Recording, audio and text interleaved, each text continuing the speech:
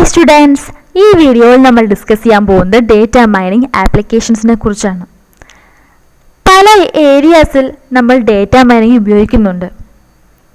അതുപോലെ തന്നെ ഒരുപാട് കൊമേഴ്ഷ്യൽ ഡേറ്റ മൈനിങ് സിസ്റ്റംസും അവൈലബിൾ ആണ് ഇന്ന്. അതുപോലെ തന്നെ ഈ ഫീൽഡിൽ അത് ബേസ് ചെയ്തിട്ട് ഒരുപാട് ചലഞ്ചസുകളും ഫേസ് ചെയ്യുന്നുണ്ട്. അപ്പോൾ നമുക്ക് കുറച്ച് ഡേറ്റ മൈനിങ് ആപ്ലിക്കേഷൻസിനെ പറ്റിയിട്ട് ഡിസ്കസ് ചെയ്യാം. എന്തൊക്കെയാണ് data mining applications? Financial data analysis, retail industry, telecommunication industry, biological data analysis, other scientific applications, intrusion detection system. Financial data analysis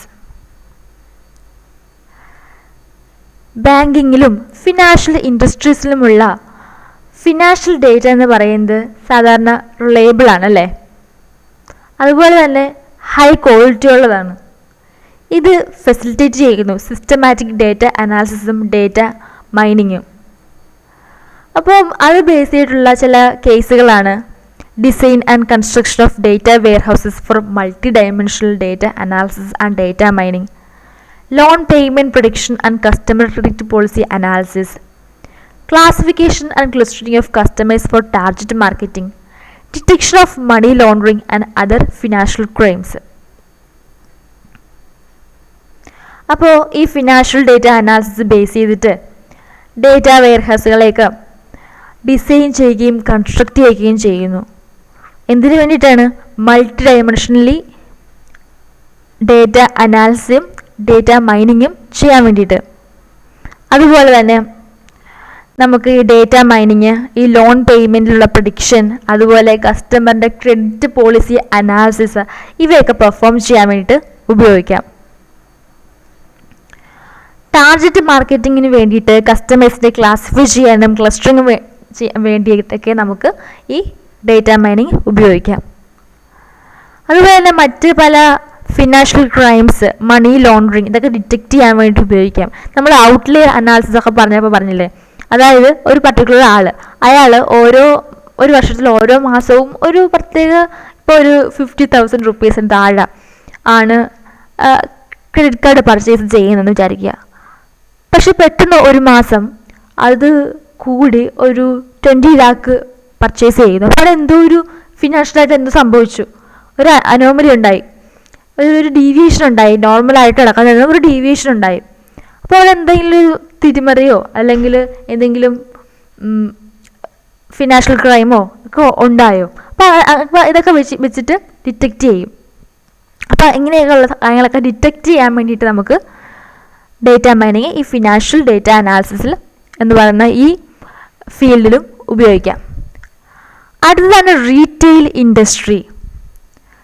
retail ഇൻഡസ്ട്രിയിൽ ഡേറ്റ മൈനിങ്ങിൻ്റെ ഒരു ഗ്രേറ്റ് ആപ്ലിക്കേഷൻ ഉണ്ട്. ഇത് large amount of data collect ചെയ്യുന്നു. സെയിൽസിൽ നിന്ന്, customer purchasing ഹിസ്റ്ററിയിൽ നിന്ന്, goods and ട്രാൻസ്പോർട്ടേഷനിൽ നിന്ന്, consumption സർവീസുകളിൽ നിന്ന്. മാത്രമല്ല ഇത് നാച്ചുറലാണ്. നമ്മൾ കളക്ട് ചെയ്യുന്ന ക്വാണ്ടിറ്റി ഓഫ് ഡേറ്റ അത് റാപ്പിഡ്ലി എക്സ്പാൻഡ് ചെയ്യുന്നു because of increasing is, availability and popularity of the web. അതായത് നമ്മളുടെ പണ്ടുള്ളതിനേക്കാളും കൂടുതൽ ഒരുപാട് ട്രാൻസ്പോർട്ടേഷൻസും കൺസപ്ഷൻസും സർവീസുകളും പർച്ചേസിങ് ഹിസ്റ്ററിയൊക്കെ കൂടി വരികയാണ്. അപ്പോൾ ഒരുപാട് പോപ്പുലാരിറ്റി വെബിൽ ഉണ്ടായതുകൊണ്ട് തന്നെ ഈ നമ്മൾ ഡേറ്റ മൈനിങ്ങിന് വേണ്ടി നമ്മൾ ഡേറ്റാസിനെ പ്രോസസ്സ് ചെയ്യില്ല, ആ കളക്ട് ചെയ്യുന്ന ഡേറ്റയുടെ ക്വാണ്ടിറ്റി അത് കൂടി വരികയാണ്. റീറ്റെയിൽ ഇൻഡസ്ട്രീസിൽ നമ്മളപ്പോൾ ഈ ഡേറ്റ മൈനിങ് കൺസെപ്റ്റാണ് ഉപയോഗിക്കുന്നതെങ്കിൽ എളുപ്പത്തിൽ നമുക്ക് കസ്റ്റമറിൻ്റെ ബൈയിങ് പാറ്റേൺസും ട്രെൻഡ്സും ഒക്കെ അറിയാൻ വേണ്ടി പറ്റും. അപ്പം ഇതിലൂടെ കസ്റ്റമർ സർവീസിൻ്റെ ക്വാളിറ്റി ഇംപ്രൂവ് ചെയ്യാൻ വേണ്ടി പറ്റും. അതുപോലെ തന്നെ ഒരു പുതിയ കസ്റ്റമർ റിട്ടൻഷൻ ആൻഡ് സാറ്റിസ്ഫാക്ഷനും പ്രൊവൈഡ് ചെയ്യാൻ വേണ്ടി പറ്റും. ഒരു ഗുഡ് കസ്റ്റമർ റിട്ടൻഷൻ സാറ്റിസ്ഫാക്ഷൻ, ഒരു കസ്റ്റമറിന് നല്ലൊരു സാറ്റിസ്ഫാക്ഷൻ പ്രൊവൈഡ് ചെയ്യാൻ വേണ്ടി പറ്റും. കാരണം എന്താണ്? ഡേറ്റ മൈനിങ് ഉപയോഗിച്ചത് ഒരുപാട് കസ്റ്റമേഴ്സ് ഉണ്ട്. അപ്പം അവരുടെ ബൈയിങ് പാറ്റേൺസ് ഒക്കെ ഡേറ്റ മൈനിങ് ഉപയോഗിച്ചിട്ട് അനലൈസ് ചെയ്തിട്ട് അവർക്ക് വേണ്ട പ്രൊഡക്റ്റ് അവർക്ക് പെട്ടെന്ന് എത്തിച്ചു കൊടുക്കുകയും അതോടെ അവർക്ക് സാറ്റിസ്ഫാക്ഷൻ ഉണ്ടാവുകയൊക്കെ ചെയ്യും. ഈ ഡേറ്റ മൈനിങ് ഉപയോഗിച്ച് നമുക്ക് സാധിക്കും. അപ്പോൾ ഈ ഡേറ്റ മൈനിങ്ങിൻ്റെ റീറ്റെയിൽ ഇൻഡസ്ട്രീസിലുള്ള എക്സാമ്പിളാണ് ഡേറ്റാ മൈനിങ്ങിൻ്റെ ബെനിഫിറ്റ്സ് ഉപയോഗിച്ചുകൊണ്ട് തന്നെ ഡേറ്റാ വെയർ ഹൗസുകൾ ഡിസൈൻ ചെയ്യുകയും കൺസ്ട്രക്ട് ചെയ്യുകയും ചെയ്യുക. സെയിൽസും കസ്റ്റമേഴ്സും പ്രൊഡക്ട്സും ടൈമും റീജിയനൊക്കെ മൾട്ടി ഡൈമെൻഷണൽ അനാലിസിസ് ചെയ്യുക. അതുപോലെ തന്നെ സെയിൽസ് ക്യാമ്പയിൻ്റെ എഫക്റ്റീവ് സെയിൽസ് ക്യാമ്പയിൻ നടത്തിക്കഴിഞ്ഞാൽ അത് എത്രത്തോളം എഫക്റ്റീവായി എന്ന് അനലൈസ് ചെയ്യുക. Customer retention, product recommendation, cross referencing of items. അപ്പോൾ ഇതൊക്കെ നമുക്ക് റീറ്റെയിൽ ഇൻഡസ്ട്രീസിൻ്റെ ഡേറ്റാ മൈനിങ്ങിൻ്റെ ആപ്ലിക്കേഷൻസ് ആണെന്ന് പറയാം. Telecommunication industry. അപ്പം ഇന്ന് ടെലികമ്മ്യൂണിക്കേഷൻ ഇൻഡസ്ട്രി എന്ന് പറയുന്നത് മോസ്റ്റ് എമർജിങ് ഇൻഡസ്ട്രീസ് ആണ്. ഇത് പലതരത്തിലുള്ള സർവീസുകൾ പ്രൊവൈഡ് ചെയ്യുന്നു. Such as fax, pager, cellular phone, internet messenger, images, email, web data transmission. അപ്പോൾ ഒരു പുതിയ കമ്പ്യൂട്ടർ അല്ലെങ്കിൽ കമ്മ്യൂണിക്കേഷൻ ടെക്നോളജിയൊക്കെ ഡെവലപ്പ് ചെയ്യാൻ നേരത്ത് ടെലികമ്മ്യൂണിക്കേഷൻ ഇപ്പോൾ ഡെവലപ്പ് ചെയ്യുന്നത് കൊണ്ട് ഈ ടെലികമ്മ്യൂണിക്കേഷൻ ഇൻഡസ്ട്രി റാപ്പിഡ്ലി എക്സ്പാൻഡ് ചെയ്തുകൊണ്ടിരിക്കുകയാണ്. അപ്പോൾ ഇക്കാരണം കൊണ്ട് തന്നെ ഡേറ്റാ മൈനിങ് എന്ന് പറഞ്ഞ കൺസെപ്റ്റ് ഈ ഫീൽഡിൽ ഒരു വലിയ ഇമ്പോർട്ടൻറ്റ് റോൾ വഹിക്കുന്നുണ്ട്. അപ്പോൾ ടെലികമ്മ്യൂണിക്കേഷൻ ഇൻഡസ്ട്രീസിൽ ഡേറ്റാ മൈനിങ് നമ്മൾ ഉപയോഗിക്കുന്നതിനോടുകൂടി ടെലികമ്മ്യൂണിക്കേഷൻ പാറ്റേൺസ് ഐഡൻറ്റിഫൈ ചെയ്യാൻ വേണ്ടി പറ്റും. ഫ്രോഡൻ്റ് ആയിട്ടുള്ള ആക്ടിവിറ്റീസ് നടന്നാൽ അത് ക്യാച്ച് ചെയ്യാൻ വേണ്ടി പറ്റും. റിസോഴ്സുകളൊക്കെ നമുക്ക് എളുപ്പത്തിൽ യൂസ് ചെയ്യാം. ക്വാളിറ്റി ഓഫ് സർവീസ് ഇംപ്രൂവ് ചെയ്യാം. അപ്പോൾ ടെലികമ്മ്യൂണിക്കേഷൻ സർവീസുകൾ ബേസ് ചെയ്തിട്ട് ഡേറ്റാ മൈനിങ്ങുമായി റിലേറ്റ് ചെയ്യപ്പെട്ട എക്സാമ്പിൾസ് ആണ് telecommunication data multi dimensional analysis ചെയ്യുക, ഫ്രോഡൻ്റ് ആയിട്ടുള്ള പാറ്റേൺ അനാലിസിസ് ഡിറ്റക്ട് ചെയ്യുക, അൺയൂഷ്വൽ ആയിട്ടുള്ള പാറ്റേൺസ് ഉണ്ടെങ്കിൽ അതിനൊക്കെ ഐഡൻറ്റിഫൈ ചെയ്യുക, multi dimensional association and sequential patterns analysis ചെയ്യുക, മൊബൈൽ ടെലികമ്മ്യൂണിക്കേഷൻ സർവീസുകൾ, അതുപോലെ use of visualisation tool in telecommunication data analysis, ഇവയൊക്കെ ഡേറ്റാ മൈനിങ് ഉപയോഗിച്ച് ചെയ്യുക. അടുത്തത് തന്നെ ബയോളജിക്കൽ ഡേറ്റ അനാലിസിസ്. റീസെൻറ്റ് ടൈംസിൽ നമ്മൾ ബയോളജിയുടെ ഫീൽഡിൽ നമ്മൾ ഒരുപാട് ഗ്രോത്ത് കണ്ടു. അതായത് ജിനോമെറ്റിക്സ്, പ്രോട്ടിയോമെറ്റിക്സ്, ഫങ്ഷണൽ ജിനോമിക്സ്, ബയോമെഡിക്കൽ റിസർച്ച്, ഇവിടെയൊക്കെ ഒരുപാട് ഗ്രോത്ത് ഉണ്ടായി. ബയോളജിക്കൽ ഡേറ്റാ മൈനിങ് ഉപയോഗിക്കുന്നത് എന്ന് പറയുന്നത് ബയോ ഇൻഫോർമാറ്റിക്സിൻ്റെ ഒരു ഇമ്പോർട്ടൻ്റ് ആയിട്ടുള്ള പാർട്ടാണ്. അപ്പോൾ ഈ ആസ്പെക്ട്സ് എന്നൊക്കെ പറയുന്നത് ഡേറ്റാ മൈനിങ് ഈ പറയുന്ന കാര്യങ്ങളിലൊക്കെ ഒരു വലിയ റോൾ വഹിക്കുന്നുണ്ട്. ഏതൊക്കെയാണ്? Semantic integration of heterogeneous distributed genomic and proteomic databases. Heterogeneous ആയിട്ടുള്ള ഡിസ്ട്രിബ്യൂട്ട് ചെയ്യപ്പെട്ട ജിനോമിക് ആൻഡ് പ്രോട്ടോമിക് ഡേറ്റാബേസുകളുടെ സെമാൻറ്റിക്കലി ഇൻ്റഗ്രേഷൻ ഡേറ്റാ മൈൻ സഹായിക്കുന്നു. അതുപോലെ തന്നെ alignment, indexing, similarity search and comparative analysis ചെയ്യാൻ വേണ്ടിയിട്ട് മൾട്ടിപ്പിൾ ആയിട്ടുള്ള ന്യൂക്ലിയോടൈഡ് സീക്വൻസസിൽ, അതുപോലെ തന്നെ സ്ട്രക്ചറൽ പാറ്റേൺസ് ഡിസ്കവർ ചെയ്യുക, ജനറ്റിക് നെറ്റ്വർക്ക് അനലൈസ് ചെയ്യുക and protein pathways, association and path analysis ചെയ്യുക, genetic data analysis, visualisation tools in genetic data analysis. അപ്പോൾ ഇതെന്നൊക്കെ പറയുന്നത് ഡേറ്റാ മൈനിങ്ങിൻ്റെ ആപ്ലിക്കേഷൻസ് ആണ് ബയോളജിക്കൽ ഡേറ്റ അനാലിസിസ് എന്ന് പറഞ്ഞ ഫീൽഡിൽ.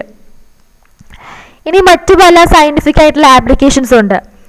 അപ്പോൾ ഈ നേരത്തെ പറഞ്ഞ ഈ ആപ്ലിക്കേഷൻസ് എന്നൊക്കെ പറയുന്നത് ഹാൻഡിൽ ചെയ്യുന്നത് സ്മോൾ അല്ലെങ്കിൽ ഹോമോജിനസ് ആയിട്ടുള്ള ഡേറ്റാ സെറ്റ്സിലാണ്. അപ്പോൾ ഇവിടെ എന്ന് പറയുമ്പോൾ സ്റ്റാറ്റിസ്റ്റിക്കൽ ടെക്നിക്സ് ഒക്കെ അപ്രോപ്രിയേറ്റ് ആണ്. കൂടുതൽ എമൗണ്ട് ഓഫ് ഡേറ്റ കളക്ട് ചെയ്യുന്നു from scientific domain, geo science,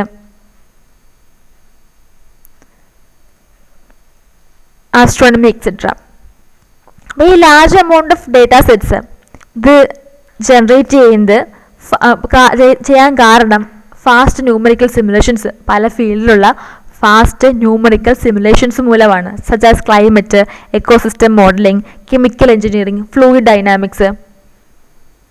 അപ്പോൾ ഡേറ്റ മൈനിങ്ങിൻ്റെ ആപ്ലിക്കേഷൻ ഈ സയൻറ്റിഫിക് ആപ്ലിക്കേഷൻസിൽ എന്തൊക്കെയാണ്? Data warehouses and data processing, graph based mining, visualization, domain specific knowledge. അടുത്ത ടോപ്പിക്കാണ് ഇൻട്രൂഷൻ ഡിറ്റക്ഷൻ. ഇൻട്രൂഷൻ എന്ന് പറയുമ്പോൾ എന്താണ്? എന്ന് പറയുന്നത് ഒരു കൈൻഡ് ഓഫ് ആക്ഷനാണ്. ഇത് ത്രെട്ടൺ ചെയ്യുന്നു ഒരു പർട്ടിക്കുലർ നെറ്റ്വർക്ക് റിസോഴ്സസിൻ്റെ ഇൻറ്റഗ്രിറ്റി, കോൺഫിഡൻഷ്യാലിറ്റി, അവൈലബിലിറ്റി ഇതൊക്കെ ത്രെട്ടൺ ചെയ്യുകയാണ് ഇൻട്രൂഷൻ ചെയ്യുന്നത്. അപ്പോൾ ഇന്ന് നമ്മുടെ ലോകം മൊത്തം കണക്ട് ചെയ്തിരിക്കുകയാണല്ലോ നെറ്റ്വർക്ക് മൂലം. അപ്പോൾ ഇവിടെ സെക്യൂരിറ്റി എന്ന് പറയുന്ന ഒരു മേജർ ഇഷ്യൂ ആയിക്കൊണ്ടിരിക്കുകയാണ്. അപ്പോൾ ഇൻ്റർനെറ്റും അതുപോലെ പല ടൂൾസും ഈ ഇൻട്രൂഡ് ഒരു പർട്ടിക്കുലർ നെറ്റ്വർക്ക് അറ്റാക്ക് ചെയ്യാനും ഇൻട്രൂഡ് ചെയ്യാനും പല ടൂൾസും ട്രിക്സും ഉണ്ട്. എല്ലാവരും ഇൻ്റർനെറ്റിൽ കണക്ട് ചെയ്തിരിക്കുകയാണ്. അപ്പോൾ ഇവിടെ ഇതെന്ന് പറയുന്ന നെറ്റ്വർക്ക് അഡ്മിനിസ്ട്രേഷൻ്റെ ഈ ഇത്തരത്തിലുള്ള ഈ ഇൻക്ലൂഡിങ്ങും നെറ്റ്വർക്കിൽ അറ്റാക്ക് ചെയ്യാനുള്ള ടൂൾസ് ഉള്ളതുകൊണ്ട് ഈ ഇൻട്രൂഷൻ ഡിറ്റക്ഷൻ എന്ന് പറയുന്നത് നെറ്റ്വർക്ക് അഡ്മിനിസ്ട്രേഷനിലെ ഒരു ഒഴിവാക്കാൻ പറ്റാത്തൊരു ഘടകമായി ആയിട്ടിരിക്കുകയാണ്. അപ്പോൾ ഈ ഇൻട്രൂഷൻ ഡിറ്റക്ഷൻ ചെയ്യാൻ വേണ്ടിയിട്ട് നമുക്ക് ഡേറ്റ മൈനിങ് എന്ന് പറഞ്ഞ കൺസെപ്റ്റ് അപ്ലൈ ചെയ്യാം. ഇൻട്രൂഷൻ ഡിറ്റക്ഷന് വേണ്ടിയിട്ട് ഡേറ്റ മൈനിങ് അൽഗോരിതം ഡെവലപ്പ് ചെയ്യാം, അസോസിയേഷൻ കോറിലേഷൻ അനാലിസിസ് ചെയ്യാം, അഗ്രിഗേഷൻ ചെയ്യാം to help select and build discriminating attributes, stream data analysis ചെയ്യാം, distributed data mining, visualisation and query tools ഇവയൊക്കെ ഉപയോഗിക്കാം. അപ്പോൾ ഇതൊക്കെയാണ് ഡേറ്റ മൈനിങ്ങിൻ്റെ ആപ്ലിക്കേഷൻസ് എന്ന് പറയുന്നത്.